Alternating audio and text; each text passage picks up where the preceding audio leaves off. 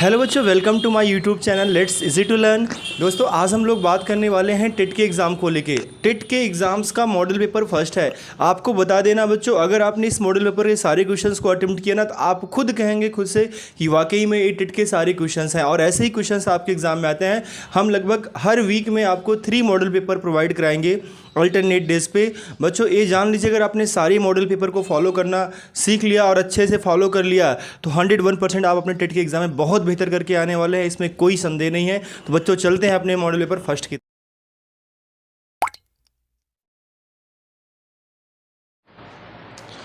तो बच्चों, आज हम लोग का ये पहला क्वेश्चन है। जैसा कि हमने कहा था कि टेट के लिए हम मॉडल पेपर लाएंगे, तो बच्चों ये फर्स्ट मॉडल पेपर है। और आपको बता दें, इस मॉडल पेपर में सारे क्वेश्चंस आपके एग्ज़ाम ओरिएंटेड है। अगर आप ध्यान से पढ़ेंगे बच्चों, ये डन है कि टेट के एग्ज़ाम में आप 101% अच्छा करके आएंगे एग्ज़ाम में, क्योंकि हमने जो मॉडल पेपर तैयार किया है बहुत प्रॉपर तरीके से क्वेश्चंस रखे हैं, जो क्वेश्चंस आपके एग्ज़ाम में आ रहे हैं और आते रहेंगे इस तरह के। तो बच्चों, जैसे यहाँ आप पहला क्वेश्चन देख रहे हैं, यहाँ पर क्वेश्चन में ये लिखा है, कक्षा 3rd के छात्र ने 16 × 25 का गुणन इस प्रकार किया। 16 × 25 बराबर उन्होंने क्या लिखा, 8 × 2 × 5 × 5। तो बच्चों, फिर बच्चे ने क्या किया, 8 × 5 × 2 × 5, तो 40 × 10 बराबर 400 आ गया। तो हमें ये पूछा जा रहा है क्वेश्चन में कि इस प्रश्न को हल करने के लिए छात्र ने गुणन को किस नियम के प्रयोग किया। बच्चों, यहाँ पर है किस नियम का प्रयोग किया। अब अगर आपसे हम बात करें तो देखो, यहाँ पर गुणन करने के बहुत सारे नियम होते हैं, जैसे साहचर्य सिद्धांत होता है, प्रतिलोम होता है बच्चों, पुनरावृत्ति होता है, वितरण का सिद्धांत होता है, बहुत सारे सिद्धांत होते हैं। लेकिन आप सभी को पता होना चाहिए, अगर आप पढ़ाई कर ही रहे हैं, तो यहाँ जैसे कि हमने कहा कि हम मॉडल पेपर सॉल्व करा रहे हैं, तो बच्चों डायरेक्टली हम इनके सिद्धांतों के और इनके कॉन्सेप्ट की चर्चा करते हुए क्वेश्चन का सॉल्यूशन की बात करेंगे। तो अगर हम बात करें साहचर्य सिद्धांत की, तो हम सभी को पता है साहचर्य सिद्धांत क्या कहता है। साहचर्य सिद्धांत के थ्रू बच्चों आप सभी को पता है कि यहाँ अगर x × y कोई भी 3 संख्याएं हैं जो सतत हैं, x × y × z हैं, तो आप इनको इस तरीके से भी लिख सकते हो, x × y × z। तो बच्चों, इस बात का ध्यान रखना कि यहाँ पर सवाल कहने का मतलब ये है, साहचर्य का जो सिद्धांत होता है कि अगर आपको कोई भी 3 नंबर्स दिए गए हैं, कोई भी 3 संख्याएं दी गई हैं, उनमें से 2 संख्याओं का अगर आप गुणा कर रहे हैं, अगर उनमें से 2 संख्याओं का गुणा कर रहे हैं एक ब्रैकेट में, और फिर तीसरी संख्या का गुणा कर रहे हैं, और फिर अगले में क्या कर रहे हैं बच्चों, आप पहली संख्या को अलग कर देते हैं और दूसरी और तीसरी संख्या लेते हैं, तो इनके गुणनफल पे कोई प्रभाव ना पड़े, तो इसी को हम लोग कहते हैं साहचर्य सिद्धांत। जैसे बच्चा इस चीज़ को ऐसे भी गुणा करता तब भी उसका आंसर वही आता, लेकिन उन्होंने क्या किया, 8 को 5 के साथ ले लिया, फिर 2 को 5 के साथ ले लिया, लेकिन इनके गुणनफल पे कोई प्रभाव नहीं पड़ा। अगर आप इसका गुणा इस नियम से करेंगे तो यहाँ पर कोई प्रभाव नहीं पड़ेगा, इनका सीक्वेंस आप बदल भी देंगे, लेकिन इनके जो अंतर हो, जो इनका गुणनफल आएगा उसमें कोई अंतर नहीं आएगा, उनका गुणनफल वही आएगा। जैसे बच्चों, अगर हम एग्जाम्पल के रूप में अगर देख लें, जैसे कोई भी अगर हम संख्या ले लेते हैं, मान लो हमने कहा 2, 3, 5 का हमें गुणा करना है, तो अब हम क्या करें, चाहे 2 × 3 × 5 कर लें बच्चों, या हम जो है यहाँ पर 5 × 2 को अलग कर लें अपना, 3 और 5 को साइड में कर लें, 3 और 5 को ब्रैकेट में ले लें, दोनों में कोई अंतर नहीं आएगा, क्योंकि यहाँ आप गुणा करेंगे 6 × 5 होगा तब भी 30 आएगा, और यहाँ पर अगर आप गुणा करेंगे 2 × 15 तब भी आपका 30 आएगा। तो इनके गुणनफल पे कोई भी अंतर नहीं आएगा, यही होता है साहचर्य का सिद्धांत। तो बच्चों, ये जो हमारा मल्टीप्लिकेशन हुआ है, ये है साहचर्य के सिद्धांत पे। आई होप कि आपको पहला क्वेश्चन समझ में आया होगा। अभी हम लोग चलते हैं अपने सेकंड क्वेश्चन पे। बच्चों, अभी हम लोग के पास सेकंड नंबर क्वेश्चन है। जैसा कि आप लोग देख रहे हैं, यहाँ पर क्वेश्चन है, मैं 1, 2 अंकों की संख्या हूँ, दहाई के स्थान पर अंक और इकाई के स्थान पर अंक क्रमिक अभाज्य संख्याएं हैं, अंकों का योग 3 और 4 का गुणज है, संख्या क्या है। बच्चों, जब भी ऐसा सवाल आए, आपको 1 सेकंड लगेगा क्वेश्चन को सॉल्व करने में, 1 से 2 सेकंड नहीं लगेगा। यानी इस क्वेश्चन को जितना आपको पढ़ने में वक्त लगता है, उतने ही समय में आपका इसका आंसर आ जाएगा। लेकिन आप ध्यान देना, इसको सॉल्व करने की कोशिश मत करना। जैसे कि हमें क्या कहा, इकाई भी अंक अभाज्य है, दहाई भी अंक अभाज्य है। तो बच्चों, अभाज्य का मतलब होता है जो संख्या किसी से न कटे, सिर्फ स्वयं से कटे। अगर आप देखेंगे 5 और 7 दोनों अभाज्य संख्याएं हैं, ये इकाई अंक है और ये दहाई अंक है। वैसे बच्चों 3, 5, 1, 3, 2, 3 ये सारी संख्याएं अभाज्य ही हैं। ठीक है, हमारा इससे काम नहीं बढ़ा तो हम आगे बढ़ जाते हैं। फिर बोला अंकों का योग 3 और 4 का गुणज है। बच्चों, अगर आप इनको जोड़ोगे, अंकों का योग करोगे, तो 7, 5 कितना होगा, 12 होगा बच्चों। तो 12 क्या 3 और 4 का गुणज है। हाँ बच्चों, 12 3 से भी कट जाएगा और 4 से भी कट जाएगा। उनका योग कितना होगा बच्चों 8 होगा। ये संख्या क्या 3 से कटेगी? नहीं कटेगी, लेकिन 4 से कटेगी बच्चों। लेकिन उन्होंने कहा है, क्वेश्चन में कहा गया है संख्या 3 और 4 दोनों से कटनी चाहिए, दोनों का गुणज होना चाहिए, दोनों के टेबल में आना चाहिए। तो बच्चों 4 के तो टेबल में आएगा लेकिन 3 के नहीं आएगा, तो गलत हो गया बच्चों, ये हमारा आंसर नहीं हो सकता है। यहाँ पर देखा बच्चों 4 है तो 4 सिर्फ 4 से ही कटेगा, इन दोनों का जोड़ेंगे 4 होगा, 3 से नहीं कटेगा। छोड़ देंगे बच्चों, वैसे ही 5 होगा बच्चों, ये भी नहीं कटेगा। तो हमारा 12 जो है बच्चों 3 से भी कटेगा, 4 से भी कटेगा, इसलिए आंसर ए पहला हो जाएगा। अब बच्चों आपको बता दें एग्जाम में ऐसे बहुत सारे क्वेश्चंस हमारे बन जाते हैं जो कि आपको बताएं बिना देखे, मतलब जैसे ही आप सवाल को देखेंगे वैसे ही आप इनका आंसर कर सकते हैं। भले आपको मैथ में नॉलेज नहीं है, आपका मैथ बहुत वीक है, बस बच्चों आपको समझ में आना चाहिए कि चीज़ों को हमें कैसे करना है बाई ऑप्शन। बच्चों हम लोग का तीसरा क्वेश्चन है 7.07, 7.70, 7.707, 7.007 एंड 0.77 आरोही क्रम में व्यवस्थित करने पे तीसरे स्थान पे कौन सा संख्या आएगा। बच्चों आपको बता दें ये क्वेश्चंस बहुत इंपॉर्टेंट है, आपके एग्जाम में इसके पहले आ चुका है, टेट के एग्जाम में आगे भी ऐसे क्वेश्चंस बनते रहेंगे, बिकॉज उसी क्रम में जैसे हमारे पेपर्स बन रहे हैं हर साल वैसे ही कुछ आगे पीछे करके क्वेश्चंस हमारे एग्जाम में हमेशा पूछे जाते हैं। इसलिए बच्चों ये सारे क्वेश्चंस हमें आने चाहिए। आरोही क्रम का मतलब बच्चों ये होता है हमें छोटे से बड़ी संख्या की तरफ जाना है। तो जैसे कि अगर हम यहाँ जो नंबर्स देख रहे हैं बच्चों, इनमें अगर हम सबसे छोटे नंबर को फाइंड करेंगे तो देखो ये 7 से स्टार्ट है, 7 के बाद पॉइंट लगा है, यहाँ भी बच्चों वैसा ही, यहाँ भी। तो सबसे छोटी संख्या हमारी क्या हो जाएगी 0.77।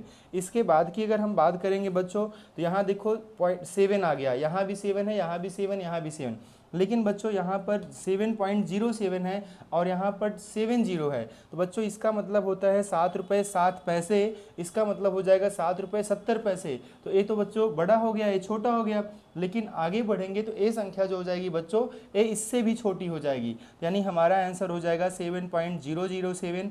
और इसके बाद जो तीसरी संख्या आ जाएगी बच्चों यही संख्या आ जाएगी 7.07। और आगे अब आप सॉल्व करना या ना करना, क्योंकि आपका आंसर तो आ ही गया है, आंसर करके आगे निकल सकते हैं नेक्स्ट क्वेश्चन पे। बाय द वे अगर हम पूरा सीक्वेंस लगाएंगे तो अगला बच्चों हमारा ये हो जाएगा 7.70 और फिर लास्ट वन संख्या हो जाएगी 7.707। तो बच्चों इस तरीके से आप अपना आरोही क्रम में लगा सकते हैं। हमें छोटी संख्याओं की तरफ से बढ़ना है और फिर बड़ी संख्या की तरफ जाना है। तो बच्चों इस तरीके से आपका आंसर आ जाएगा तीसरी संख्या। तो आई होप कि बच्चों आपने इस क्वेश्चन को क्लियर किया होगा। अभी चलते हैं हम लोग चौथे नंबर सवाल पे, जो कि थोड़ा सा लेंदी है। तो बच्चों मैं लिखता हूँ क्वेश्चन, फिर मैं आपको इसका सॉल्यूशन देता हूँ। बच्चों अभी हम लोग के सामने थर्ड क्वेश्चन है, जो कि बहुत ही बेहतरीन क्वेश्चन है। बच्चों ये क्वेश्चन है हम लोग का 3 ब्रांड हैं ABC के पेन क्रमशः 10, 12, 24 के पैकेटों में उपलब्ध हैं। यदि एक दुकानदार को तीनों प्रकार के पेन समान संख्या में खरीदने हैं तो उसके द्वारा खरीदे जाने वाले पैकेटों की न्यूनतम संख्या क्या होगी। देखो बच्चों ऐसे क्वेश्चंस पढ़ के आप हमेशा डर जाते होंगे कि यार इन क्वेश्चनों को कैसे सॉल्व किया जाए, लेकिन बच्चों डरने की ज़रूरत नहीं है। हो सकता है कि आपका इस पर कॉन्सेप्ट क्लियर ना हो, लेकिन बच्चों अगर आप थोड़ा सा भी ध्यान देंगे ना तो चीज़ें आसानी से निकल जाएंगी। देखो अगर हमें न्यूनतम यहाँ पर क्या बोला, पैकेटों की उपलब्ध में है, मतलब एक पैकेट में 10 पेन है, एक पैकेट में 12 है, एक में 24 है। और यदि दुकानदार चाहता है कि तीनों प्रकार के पेन समान संख्या में खरीदे तो बच्चों हमें एक ऐसा नंबर मानना होगा जो 10 से भी कट जाए, 12 से भी कट जाए, 24 से भी कट जाए।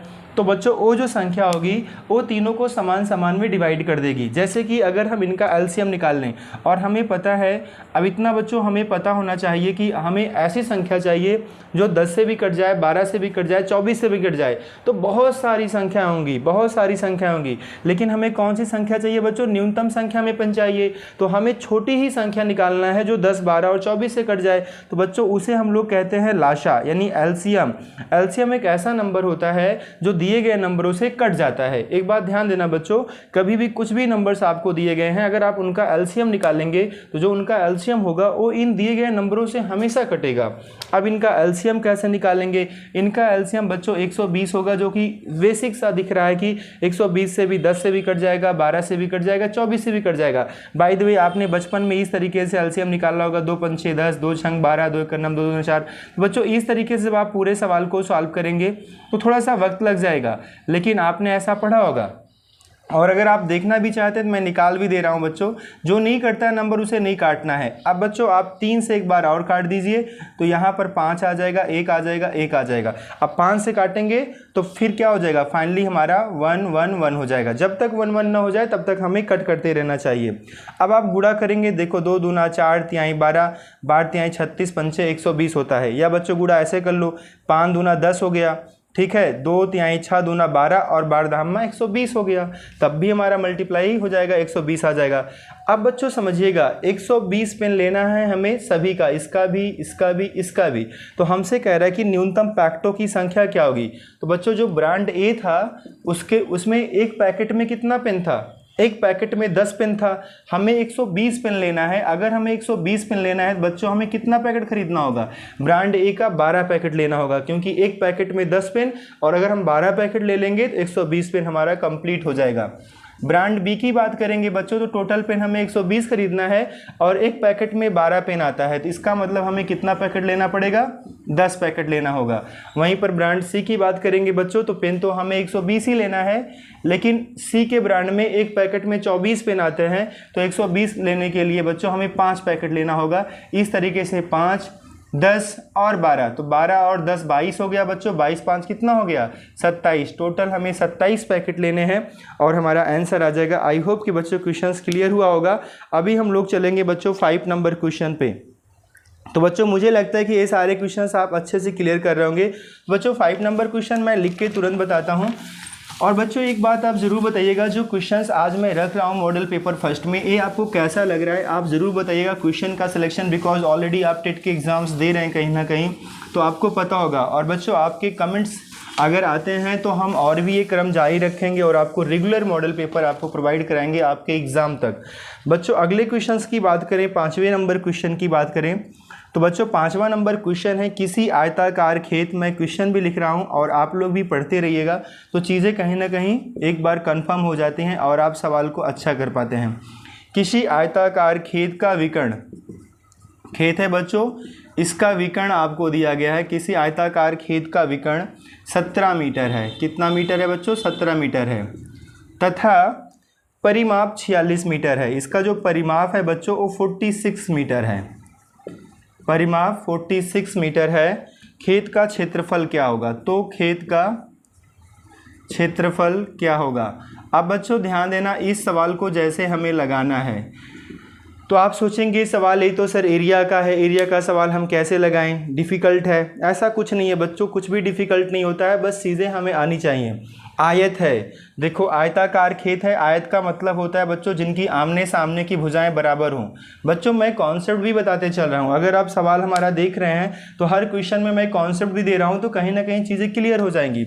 ये हमारा आयत है, आयत का मतलब होता है बच्चों आमने सामने की भुजाएं जिनकी इक्वल होती हैं उन्हें हम रेक्टेंगल कहते हैं, और इसे बच्चों हम लोग डायगोनल कहते हैं, जिसे विकर्ण कहते हैं हिंदी में। ये हमारा विकर्ण होता है जो कि क्वेश्चन में हमें 17 दिया गया है। और बच्चों परिमाप का मतलब होता है जो हमें दिया गया 46। परिमाप का, किसी भी चीज़ का परिमाप की बात करेंगे तो चारों तरफ की कुल दूरी को ही परिमाप कहते हैं। त्रिभुज है बच्चों, तो त्रिभुज में तीनों तरफ की कुल दूरी को परिमाप कहते हैं, यानी इस दूरी को, इस दूरी को, इस दूरी को, इस दूरी को नाप लेंगे, जितना भी आएगा बच्चों परिमाप हो जाएगा। जैसे जो भी है हमारा आयत, इसमें एक लंबाई होगा, एक चौड़ाई होगा, और बच्चों ए लंबाई है तो ए भी लंबाई रहेगा, ए चौड़ाई है तो ए भी चौड़ाई रहेगा। जब आप दोनों को जोड़ोगे 2 बार यल 2 बार बी हो जाएगा, और 2 जब कॉमन ले लेंगे तो परिमाप कितना निकल आ जाएगा, 2 ब्रैकेट में l प्लस बी, जो कि आपको कितना दिया गया बच्चों, 46 दिया गया है। अब जब आप l प्लस बी का मान निकालेंगे तो 46/2 करेंगे और कितना आ जाएगा बच्चों, 23 आ जाएगा। और जो आपको ये विकर्ण 17 दिया है, इसका मतलब होता है पाइथागोरस थ्योरम से l square plus b square बराबर 17 का स्क्वायर। बच्चों ये फार्मूला है, लंब स्क्वायर प्लस आधार स्क्वायर बराबर कर्ण का स्क्वायर। अब बच्चों यहाँ पर l का स्क्वायर l, b का स्क्वायर v, 17 का स्क्वायर 289। अगर आप बच्चों चाहते हो इस क्वेश्चन को सेकंड में करें तो आप यहाँ से एज्यूम कर सकते हैं 2 ऐसे मान जिनको जोड़ने पर 23 आ जाए और उनका स्क्वायर करने पे 289 आ जाए। तो बच्चों 15 और 8 होगा, 15 और 8 जोड़ेंगे 23 होगा, 15 का स्क्वायर 225 होता है, 8 का स्क्वायर 64, दोनों को जोड़ेंगे तो कितना आ जाएगा, 289। अब हमें एरिया निकालना था, तो एरिया का फार्मूला था लंबाई गुणे चौड़ाई, यानी 15 गुणे 8 करेंगे, 15 8 120 हमारा आंसर आ गया।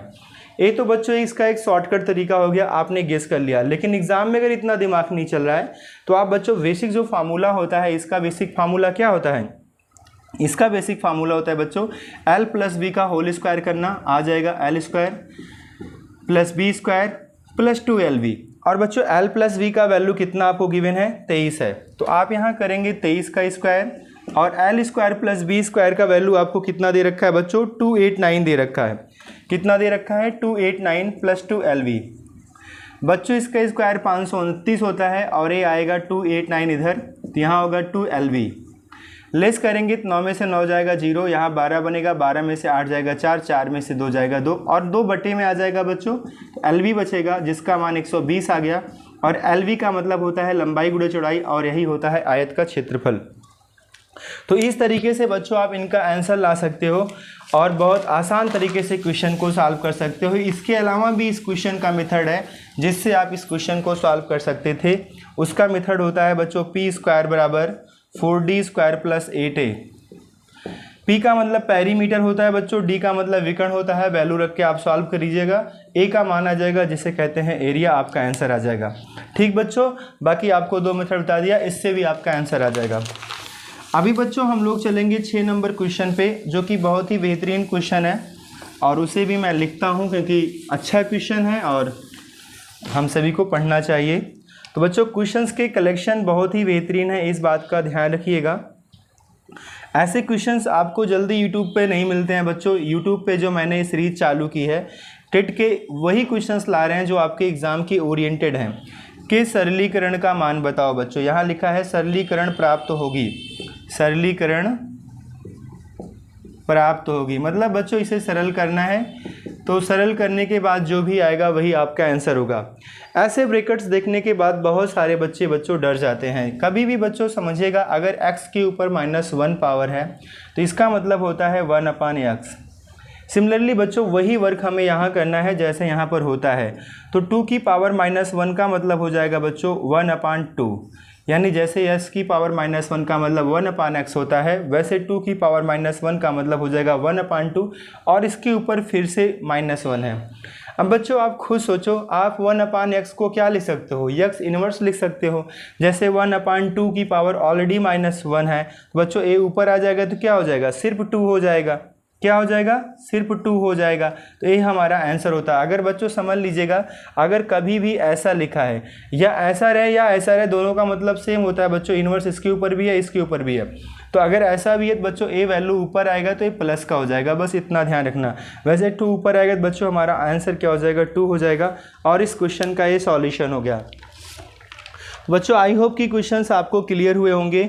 अभी चलेंगे बच्चों 7वें नंबर क्वेश्चन पे, जो कि आपको बोर्ड पे दिख रहा होगा। तो बच्चों 7वां क्वेश्चन है, निम्नलिखित शाब्दिक समस्या के प्रकार को पहचानिए। मेरे पास 6 पेंसिल है, मनीष के पास मेरे से 2 अधिक है, तो मनीष के पास कितनी पेंसिल है। बच्चों ये गणित का क्या है, कैसी समस्या है, यानी वैकल्पिक जमा है, वैकल्पिक जमा है, व्यवकलित जमा है, या बच्चों तुलनात्मक जमा है, या व्यवकलित घाटा है, या तुलनात्मक घाटा है। तो बच्चों ऐसे क्वेश्चन जब हमारे एग्ज़ाम में आते हैं तो थोड़ा सा वहाँ पर दिक्कतें महसूस होती हैं। तो यहाँ पर कह रहा है कि क्या था बच्चों, उसके पास, मेरे पास 6 पेंसिल हैं, मनीष के पास मुझसे 2 अधिक है। तो बच्चों यहाँ पर क्या हो गया, तुलनात्मक जमा हो गया। ठीक है, जैसे मेरे पास तो 6 था और मेरा एक फ्रेंड है जिसका नाम मनीष है, उसके पास हमसे भी 2 ज़्यादा है। तो ज़्यादा है तो बच्चों ऑलरेडी जमा हो रहा है, प्लस हो रहा है, और घाटे का मतलब कमी हो रहा है, लेकिन यहाँ जमा हो रहा है और साथ में तुलना हो रही है मेरी और मनीष की। मेरी और मनीष की तुलना हो रही है कि मेरे पास 6 है और मनीष के पास 6 है, मनीष के पास हमसे 2 ज़्यादा है। तो बच्चों तुलना हो गया इसलिए तुलनात्मक हो गया, और जमा हो गया क्योंकि वृद्धि हो गया इसलिए जमा हो गया, इसलिए इसका आंसर हो जाएगा तुलनात्मक जमा। जब भी ऐसा सवाल है बच्चों एग्जाम में ध्यान देना, बड़े आराम से आप कर लेंगे। यहाँ पर ऐसे क्वेश्चनों में आपको कभी कोई दिक्कत नहीं आएगी। अब बच्चों चलो ठीक है।